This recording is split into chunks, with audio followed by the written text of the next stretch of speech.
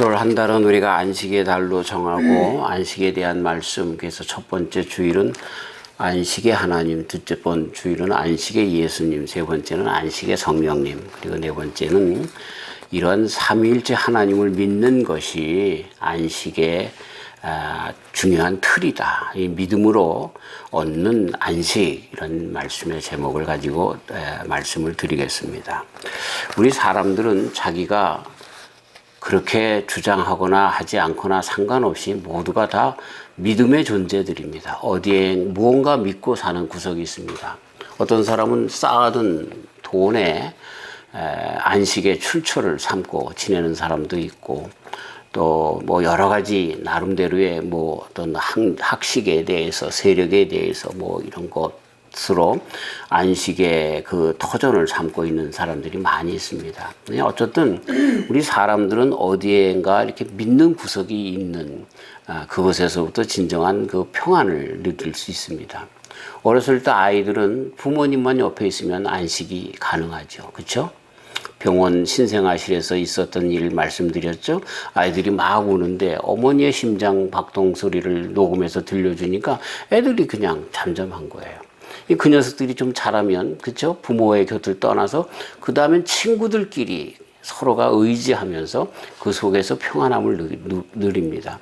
결혼을 하게 되면 아마 부부 사이에서 그런 안식을 찾을 수가 있겠죠. 또는 직장 생활을 하면서 직장 속에서 그 생활의 안정을 누릴 수도 있겠습니다. 나이가 좀 들면 그 다음에는 이제 자녀들에게로부터 자녀들을 의지하면서 그것에서 좀 쉼을 얻으려고 하고 안식을 취하는 것 같습니다. 우리 인간은 어쩔 수 없이 안식을 추구하는 자들이고, 그 안식을 위해서 무엇인가 의지하려고 하는 존재이죠.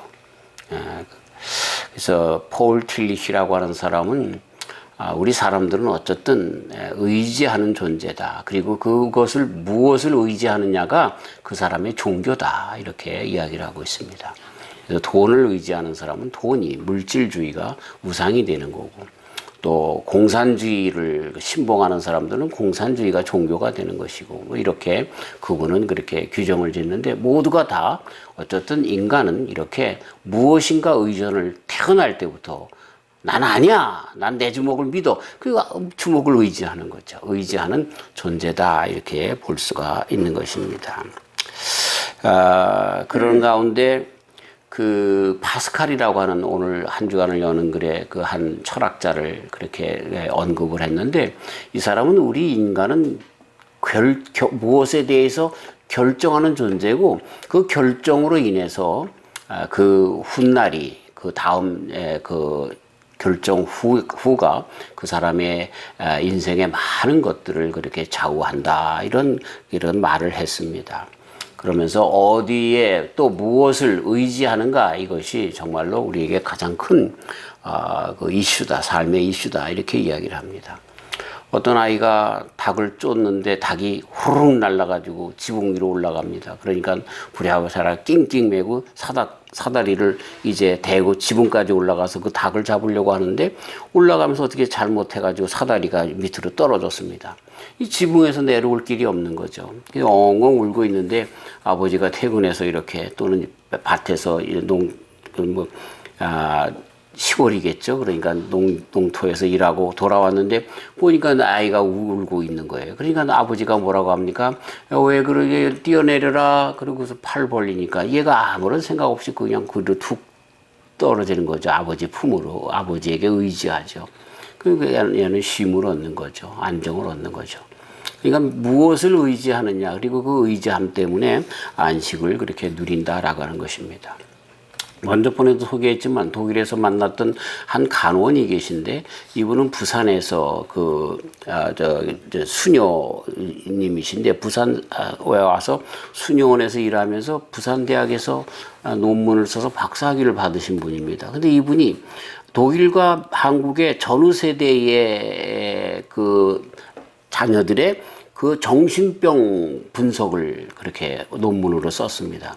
그랬는데 2차 대전을 끝나고 독일 그리고 한국에서도 이제 6.25 사변이 있었고 그래서 전후 세대가 비슷해서 연구를 했는데 놀랍게도 한국의 정신병자보다 독일의 정신병자가 10배가 더 많답니다. 그러면서 왜 그럴까라고 하는 것을 이제 그 통계를 중심으로 해서 연구를 해보니까 한국은 대가족 제도가 있다는 거예요. 대가족 제도가.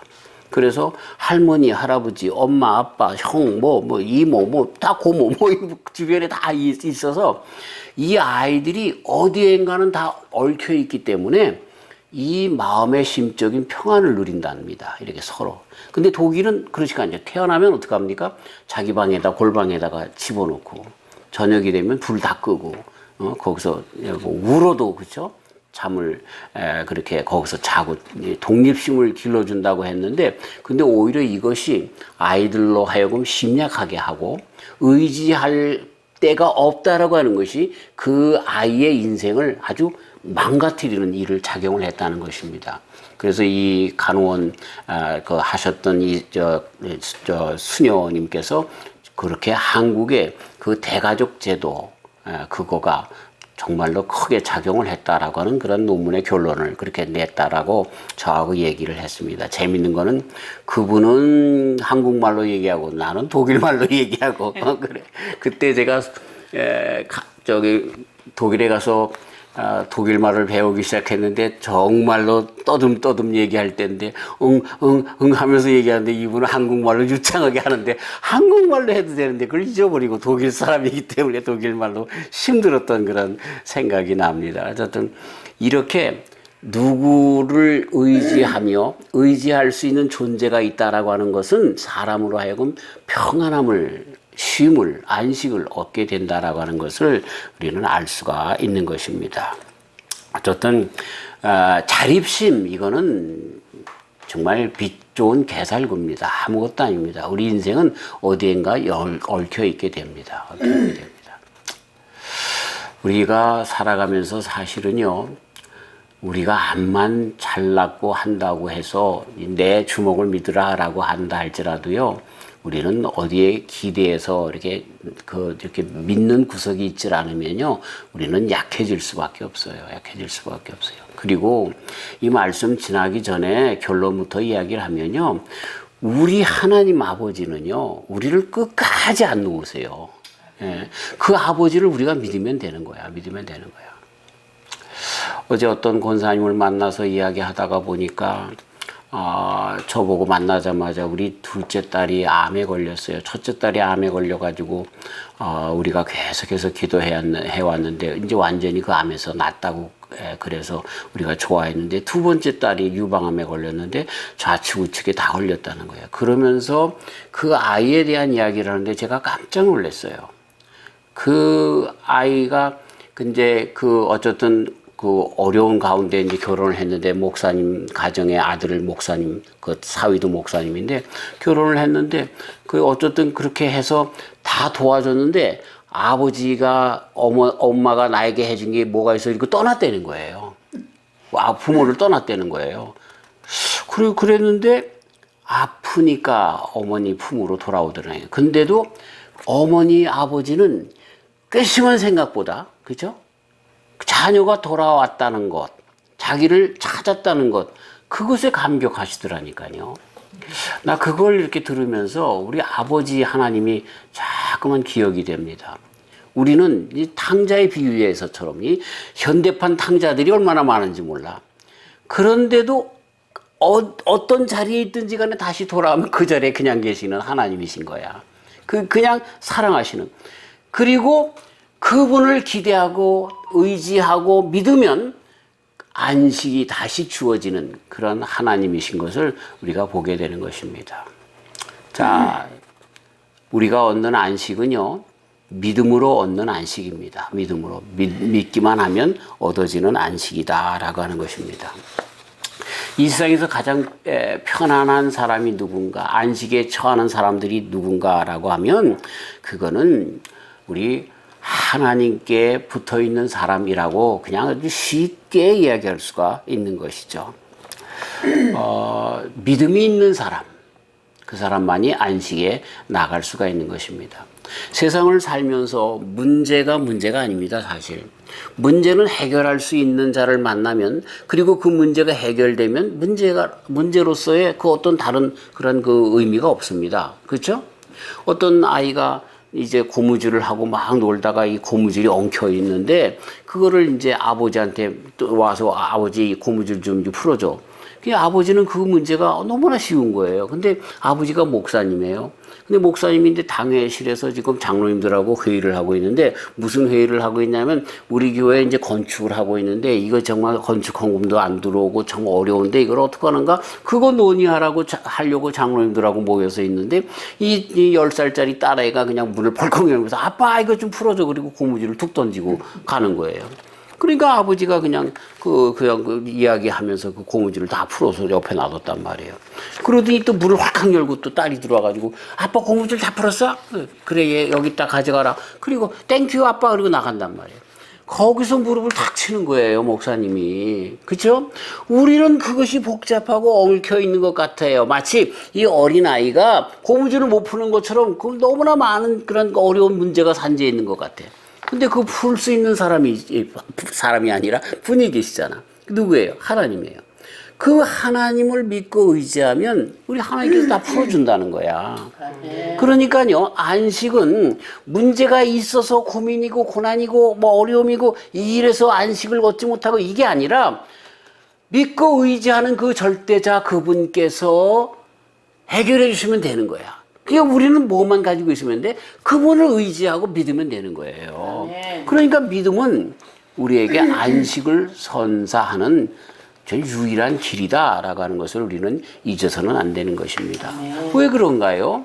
우리는 하나님을 믿습니다. 그런데 하나님을 믿는다라고 하는 그 말 속에는 무슨 뜻이 있어요? 하나님이 어떤 분인가라고 하는 하나님의 그 속성이 먼저 전제가 되는 거 아니에요? 그렇죠? 하나님은 어떤 분이에요? 창조하신 하나님이세요. 하나님은 어떤 분이세요? 능력의 하나님이세요. 무소부재하시고 정말 전지전능하시고 뭐 이런, 우리가 하나님을 대할 때 그분에 대한 수식어가 많잖아요. 근데 그것보다 더 중요한 말씀이 뭐예요? 그분이 나의 아버지가 되시는 하나님이라는 거야. 천지를 창조하시고 지금도 살아계셔서 역사하시고 못하실 것이 없으신 그 하나님이 나의 하나님이시라는 거죠. 사실이요, 가끔 뭐 저도 그렇고 우리 성도님들도 그렇고 어려운 문제들이 우리 앞에 닥쳐질 때는요, 어떻게 할지 몰라서 정말 하늘만 우러보고 어찌할 줄 몰라서 눈물만 흘리고 있을 때가 얼마나 많습니까? 그때 우리가 어떻게 안식을 찾고 누릴 수가 있어요? 그래요, 다시 한번 전능하신 하나님 의지할 수밖에 없고, 의지하면, 그쵸? 전능하신 하나님께로부터 그 해결이 내려오고 안식이 주어지는 것을 보게 되는 것입니다. 우리 가정에도 큰 문제가 있는 것 아시죠? 그런데 그때마다 울컥울컥 뭔가 여기까지 치밀어 오르는 뭐가 있는 것 같아.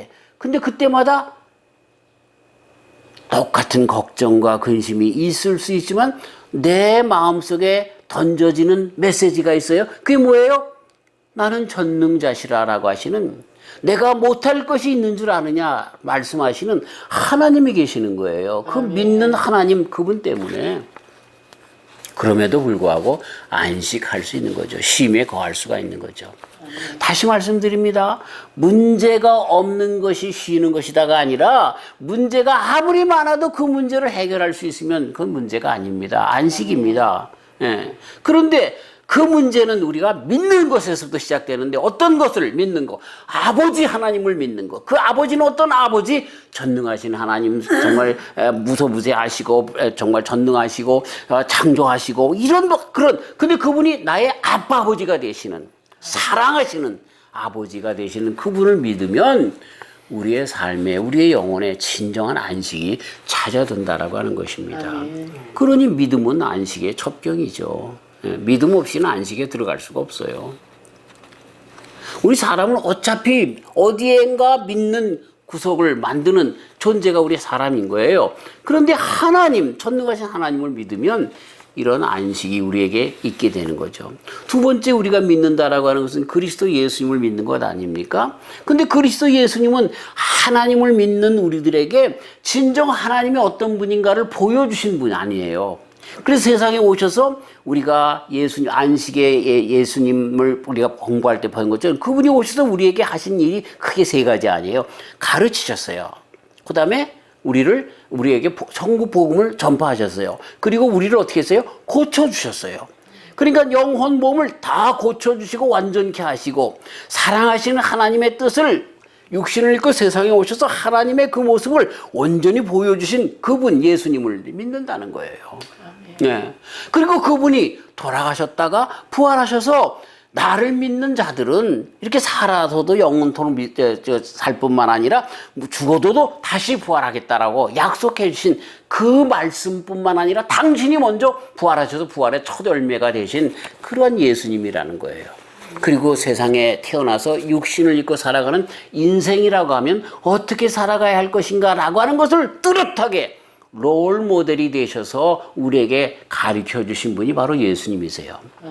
어떻게 참 인생으로 살아갈까라고 고민한다고 하면 예수님을 더욱더 연구하면 되는 거죠.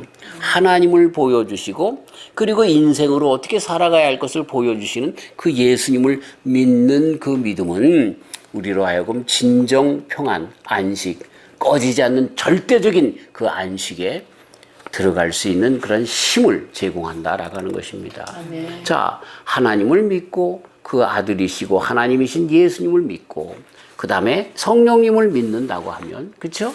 성령님 안에서 우리는 놀라운 능력을 또 공급받는 것이죠. 열왕기상에 보면은 19장에 보면 엘리야가 그 갈멜산에서 뭡니까 바알과 아세라 신의 그런 거짓 선지자들과 대결을 해서 그렇죠? 불이 하늘에서 내려서 그냥 고랑까지 채운 그 제단을 태우고 말이죠. 그 물을 다 말리우고 제단을 다 태우고 그래 승리하잖아요. 그래서 그 모든 거짓 선지자들을 다 죽였는데 이세벨이 자기 목숨을 찾는다 그러니까 도망갔어요.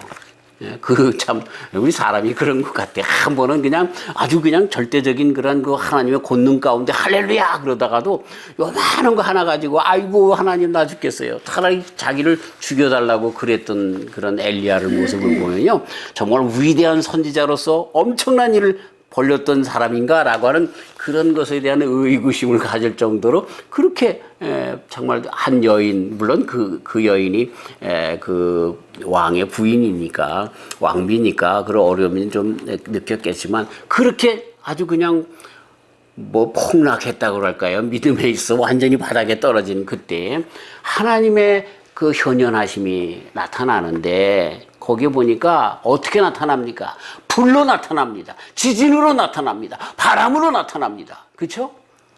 그런데 그 후에 세미한 음성이 있어서 우리 주님의 성령님이 함께 하시는 것을 보게 되는 것입니다. 우리 하나님께서 나타나실 때 성령님께서 함께 하실 때에 보여지는 현상들이 바로 그런 것이죠. 이 불이라고 하는 말은 뭡니까? 힘입니다. 능력입니다. 모든 것을 태우는 강력한 힘이 있습니다. 바람이라고 하는 것이 무엇입니까? 마찬가지로 힘입니다. 능력입니다. 권세입니다. 또 이 물이라고 하는 것은 무엇입니까? 이것도 끊이지 않는 놀라운 그런 힘입니다. 생수 늘 터져나오게 하시고 마르지 않게 하시고 이렇게 하는 그런 능력이 바로 성령님이시다라고 하는 거예요. 우리가 하나님을 믿습니다. 예수님을 믿습니다. 그런데 믿는다라고 하는 그런 우리들의 믿음의 실체 속에 그러나 믿음 속에 깊이 들어가지 못하는데 정말 관념 속으로 믿음이라고 하는 단어보다도 이 어떤 관념 속에서 하나님을 그렇게 하려고 대하려고 할 때 성령님께서 내가 성령님을 믿는 믿음 안에서 이러한 그 하나님이 이러한 예수님이 우리 속에 권세로 권능으로 능력으로 나타나도록 역사해 주시는 분이 바로 성령님이시라는 거죠. 그러니까 우리가 삼위일체 하나님을 믿으면 어떻게 돼요? 하나님이 나의 아버지가 되시고 정말 전능자이시고 창조주이시고 또 예수님이 나의 구주가 되시고 나의 선생이 되시고 형님이 되시고 롤모델이 되시고 이런 것들을 성령님께서 더 뚜렷하게 우리 속에 살아나게 하셔서 우리로 하여금 세상에 살 때에 세상에 찌들지 않도록 할 뿐만 아니라 세상에 짓눌리지 않도록 시험을 당하여도 그것을 이기고 나갈 수 있는 능력으로 인도해 주시는 것을 보게 되는 것입니다. 그러니 여기에 진정한 안식이 있는 거죠. 여기에 진정한 안식이 있는 거죠. 세상 사람들이 제가 참 안 좋은 그런 그 예를 어떤 분 목사님한테서 들었는데, 목회자 세미나에 갔다가 별 목사님들을 다 들어요. 큰 교회 목사님들만 세미나 강사로 오시잖아요. 그런데 그 목사님은 설교하러 나갈 때 저 지갑을 갖다가 이제 꼭 안주머니에다 넣고 나가는데 그 지갑에 돈 100만 원 이상은 꼭 집어넣고 올라가신다는 거야. 그래야 이 뭔가 모르게 아주 뿌듯해서 한다는 거야. 참나. 아니, 내가 잘못 들었나 싶더라고요. 그런데 아니 우리 목사님들이 믿는 분이 누구예요? 하나님이시잖아요. 그 설교를 듣고 저는 강대상에 올라갈 때 지갑 빼놓고 나갑니다. 맨날. 아이고 우리 절대자 하나님이 계신데 나의 아빠 아버지가 되신데 그분을 의지해야지라고 하는 아주 좋은 교훈을 저에게 주셨어요. 네, 주셨어요. 자, 이런 것 때문에 오늘 봉독한 말씀 보니까 믿음이 안식으로 이끄는 것이다. 그렇죠? 그러면서 이 말씀 가운데 무엇이 나오냐? 우리 주님께서 회복하시는 마지막 천국의 삶을 소개를 하고 있는 것입니다. 이 사람들이 삶에 대해서 두려움을 갖고 있는데 그 두려움의 그 근본 속에는 뭐가 있냐면요. 죽음이라고 하는 공포가 있습니다. 그래서 이 죽음이라고 하는 공포 때문에 사람의 두려움이 생겨지는 것을 보게 되는데, 그래서 디오게네스라고 하는 철학자는 뭐라고 얘기합니까? 이 사람은 참 알렉산더 대왕이 와서 나하고 같이 일하자 그랬을 때 그 토굴에서 이렇게 있으면서 알렉산더 대왕이 앞에 있을 때 좀 비켜주세요. 당신 때문에 해가 가렸어요. 그러면서 비타민 D가 만들어지지 않는다는 거죠. 비켜나가라고. 그렇게까지 이 대왕 앞에서도 그렇게 그냥 떳떳했던, 그리고 의기양양했던 그런 그 철학자 아닙니까? 근데 이 사람에게 있어서 문제가 하나 있었어요. 그게 뭐예요?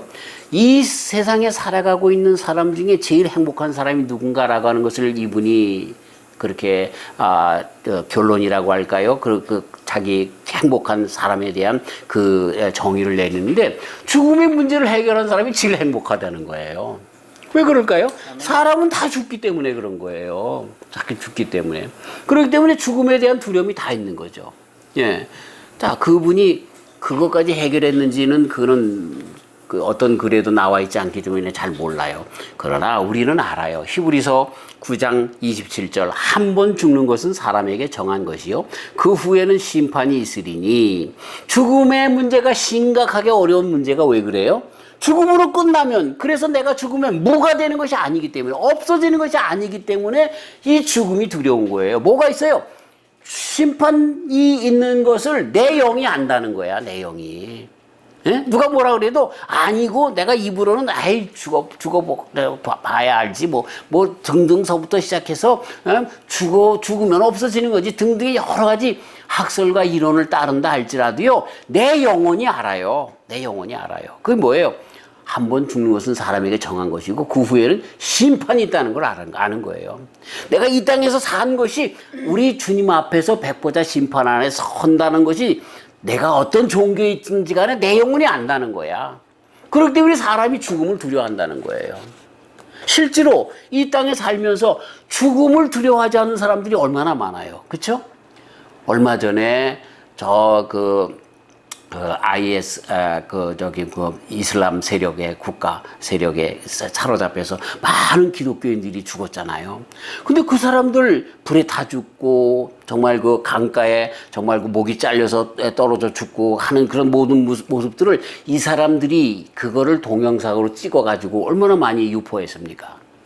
그래가지고 자기네들에 대한 그런 두려움을 갖고 이 두려움으로 세계를 정복하려고 하는 그러한 어떤 계략을 가지고 그랬는지 모르는데, 오히려 그것을 보면서 사람들이 예수님 믿기로 결정한 사람들이 더 많다는 거예요. 왜? 사람들이 죽어가는데 그 얼굴이 평안함이 있는 거야.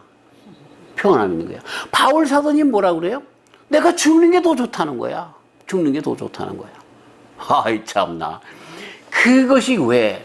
이것이 바로 믿음 안에 있는 자들이 갖는, 미리 당겨 갖는 안식이 그들에게 있기 때문에 그런 거예요. 아멘. 자, 삼위일체 하나님을 믿는 믿음 안에서 우리들에게 주시는 안식이 주어지는데, 그 안식은 가장 큰 절대적인 안식인데, 그게 뭐예요? 삼위일체 하나님께서 우리에게 주시려고 하시는 안식의 완성, 영원한 천국인 거예요. 아멘. 그거를 우리가 믿으면, 그쵸? 안식은 자동적으로 따라 나오는 것이고, 이 세상에 그 어떤 것에 휘둘리지 않고 그렇게 설 수 있는 안식이다라고 하는 것입니다. 고린도후서 5장 1절서부터 좀 길지만 제가 봉독할게요. 만일 땅에 있는 우리의 장막집이 무너지면 하나님께서 지으신 집, 곧 손으로 지은 것이 아니요 하늘에 있는 영원한 집이 우리에게 있는 줄 아나니, 과연 우리가 여기 있어 탄식하며 하늘로부터 오는 우리 처소를 덧입기를 간절히 사모하노니, 이렇게 입으면 벗은 자들로 발견되지 않으려 함이라. 이 장막에 있는 우리가 짐진 것 같이 탄식하는 것은 벗고자 함이 아니요 오직 덧입고자 함이니, 죽을 것이 생명에게 삼킨 바 하려 함이라. 곧 이것을 우리에게 이루게 하시고 보증으로 성령을 우리에게 주신 이는 하나님이시라. 이러므로 우리가 항상 담대하여 몸에 거할 때에는 주와 따로 거하는 줄을 아노니, 이는 우리가 믿음으로 행하고 보는 것으로 하지 아니함이로라. 우리가 담대하여 원하는 바는 차라리 몸을 떠나 주와 함께 거하는 그것이라. 그런즉 우리는 거하든지 떠나든지 주를 기쁘시게 하는 자 되기를 힘쓰노라. 이는 우리가 다 반드시 그리스도의 심판대 앞에 드러나 각각 선악간에 그 몸으로 행한 것을 따라 받으려 함이라. 영혼에 대한 문제를 해결한 사람들, 그래서 진정한 안식에 들어가는 자들, 그들이 참 안식에 나아가게 된다라고 하는 것입니다. 참 저는 우리 기독교인이 된 것에 대한 참 감사함이 있는데요. 그게 뭐냐면, 세상에는요, 나를 따르라 할 때 나를 따르는 자들에 대한 그 요청이 뭡니까? 강한 자들 아닙니까? 교육받은 자들 아닙니까? 있는 자들 아닙니까? 그죠? 내각을, 정부의 내각을 한다 할지라도, 교수님, 이런, 배운 사람들입니다. 근데 예수님께서 하신 말씀 가만히 들어봐요. 뭐라고 합니까? 수고하고 무거운 짐진 자들아, 다 내게로 오라. 아주 쪼무라기들아, 이 세상에서 볼품없다고 많은 사람들에게 눈총받는 자들아, 오라는 거예요. 그렇게 얘기하신 분이 누가 있어요? 너희가 나를 따르려거든 네가 고행을 해야 된다. 그렇죠? 죄송한 얘기입니다만, 가톨릭 같은 데서도 마르틴 루터 선생님이 이 발꿈치와 무릎으로 그냥 그 교회 계단을 올라가면서 자기의 죄를 회개해야 용서함을 받을 것처럼 그러고 길을 쓰고 했단 말이죠. 그런 게 아니잖아요. 오직 의인은 믿음으로 말미암아 살리라 라고 하는 마르틴 루터 선생님이 깨달아서 우리 개신교가 생긴 것처럼, 이 바로 성경을 이해하게 된 것처럼, 우리 하나님은 그런 거예요. 그런 분이세요. 예? 허물이 많고 죄의 덩이고 아직도 부족하고 그런 자들을 불러들이시는 분이 우리 하나님. 왜 그럴까요? 그거는요, 하나님의 전능성에 있는 거예요. 세상 사람들은 그렇게 못해요. 하나님은 수고하고 무거운 짐자들이 온다 할지라도 그들에게도 안식을 주시는 분이시라는 자신 있는 분이신 거예요. 그러니까 오라 그러는 거죠. 이런 하나님이 우리의 하나님이신데, 그분에 대한 우리들의 신앙이 있으면, 그쵸? 어떻게 되겠어요? 그분에 대한 신앙이 있으면 그 안식은 내 것이 되는 거야. 안식은 내 것이 되는 거야. 자, 말씀을 마칩니다. 가장 신비한 진실이 있습니다. 그게 뭘까요? 요한에슬레는 자기가 죽어 천국에 갔더니 세 사람 부류가 있답니다. 그냥 천국에 올 것 같지 않은 사람이 천국에 또 와 있더래요. 또 한 부류는 천국에 꼭 와 있을 것 같은데 천국에 못 와 있고 지옥에 가 있는 사람이 있더래요. 그 다음에 세 번째 놀랄 사실은, 첫 번째, 두 번째는 그럴 수 있는데, 나 같은 죄인도 천국에 있다는 사실에 놀랐다는 거죠. 참, 우리가 얘기를 하면, 요한에슬레 선생님과 같이 그런 훌륭한 목사님이 천국에 안 가면 어떻게 가? 그럴지 모르지만, 본인이 주님 앞에 알잖아요. 무겁고 수고하고 죄 지었고 이런 것들을 아는데도, 그럼에도 불구하고 다 오라고 하신 그 믿음, 그 말씀에 순종하고 믿음으로 그렇게 주님 앞에 나아간 자들이 영원한 천국의 안식을 누릴 수 있음을 우리들에게 가르쳐주고 있는 것이죠. 우리가 믿는다는 것, 이건 정말 큰 기적이에요. 성령님이 주시는 얼마나 큰 선물이고 기적인지 몰라요. 그리고 그 믿음의 결국은 뭐예요? 우리로 하여금 오늘 본문 말씀처럼 안식에 이르는 길이라는 거예요. 그거 없이는 안 돼요. 믿음 없이는 안 돼요. 제발 속지 말고. 사단은 오늘도 우리들에게 야, 네가 천국 가면 다 가겠다. 그렇게 우리를 정말 유혹하고 타락시키는 말로 그렇게 고소한다 할지라도, 그래, 그런 나를 우리 주님께서 부르셨어. 나 그런 나인 줄 알고 부르신 예수님을 믿어.